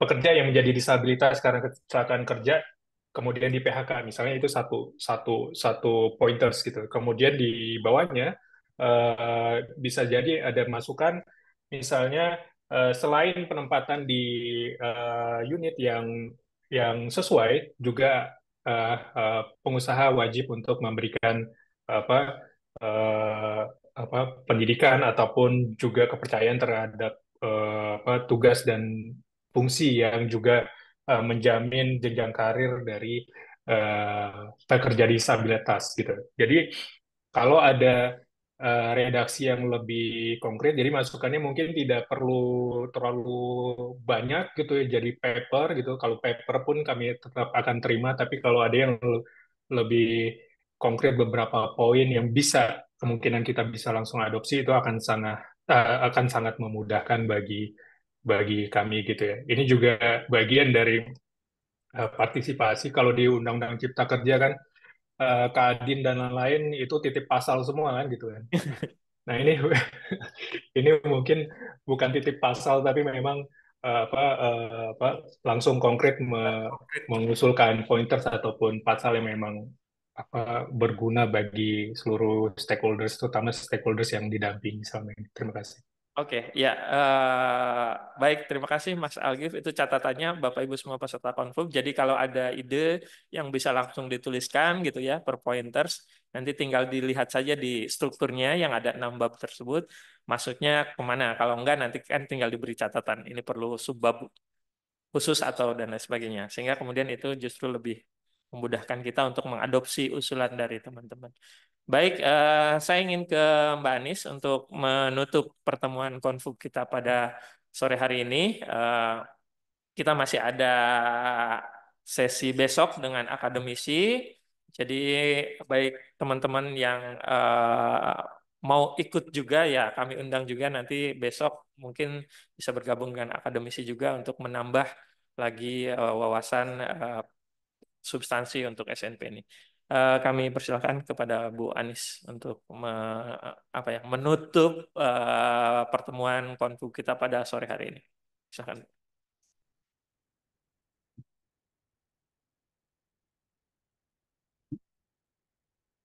Terima kasih Mas Ono. Selamat siang teman-teman sekalian. Terima kasih sudah menyempatkan hadir, memberikan masukan, dan cukup banyak tadi masukannya. Saya mendengarkan dengan sepenuh hati. Kata Algif kan, kalau ke DPR nitip pasal belum tentu dikabulkan gitu ya. Jadi karena teman-teman ini kan bekerja di akar rumput, berinteraksi langsung melakukan advokasi kebijakan, penanganan kasus terhadap hak-hak pekerja gitu ya, sehingga masukan-masukannya saya kira sangat relevan, terutama melihat kondisi dan situasi pekerja yang masih jauh dari pemenuhan hak asasi mereka. Dan saya kira masukan-masukan tadi sangat penting, baik itu sifatnya instrumen, konseptual, kemudian juga ada tadi masukan terkait dengan redaksi dan usulan-usulan kelompok rentan yang lain gitu. Jadi nanti tim akan kembali melakukan diskusi untuk memasukkan masukan-masukan yang didapat hari ini. Tetapi jika teman-teman tadi ada yang tidak berkesempatan atau ingin melengkapi masukan yang disampaikan kepada kita, silahkan melalui email eh, email Komnas HAM, terutama di email penelitian ya, Mas Ono ya. Oh, sudah ada di chatbox. Silakan, kami akan menerima dengan senang hati karena ini masih dalam proses. Karena apa yang kami lakukan konsultasi publik hari ini adalah bagian dari proses akuntabilitas Komnas HAM dalam menyusun satu peraturan Komnas HAM nantinya. Karena SNP ini tentu nanti akan disahkan dalam satu bentuk peraturan Komnas HAM. Itu saja yang ingin saya sampaikan sebagai Ketua Tim Penyusunan SNP Hak Atas Pekerjaan yang Layak. Mengucapkan terima kasih kepada Mas Algif yang hari ini berkesempatan hadir sebagai salah satu penulis dan teman-teman CSO. Tadi juga ada Mbak Lucy kalau nggak salah dari ILO ya. Teman-teman CSO cukup lengkap tadi, ada dari organisasi perempuan ya, SP, KPI, lalu dari organisasi disabilitas, lalu ada juga tadi TURC, SPN dan lain-lain. Sayangnya teman-teman dari Jala PRT dan organisasi pekerja migran sedikit ya yang hadir ya, atau tidak ada yang hadir ya Mas Ono ya. Tidak apa-apa, nanti kita masih tunggu masukannya. Sekali lagi mudah-mudahan SNP yang kita susun nanti bisa berkontribusi dan juga bisa dipakai oleh teman-teman sebagai instrumen advokasi dalam memperjuangkan hak-hak pekerja kita ke depan. Terima kasih, saya tutup. Selamat siang, Assalamualaikum warahmatullahi wabarakatuh. Terima kasih, Waalaikumsalam. Algif. Terima kasih Mbak Anis, Cak Wawa, Kang Yo, Solin. Terima kasih teman-teman semua. Terima kasih Terima semuanya. kasih teman-teman semuanya.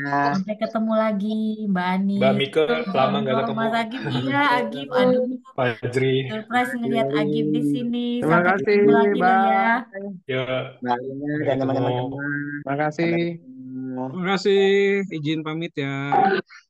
Izin pamit. Iya.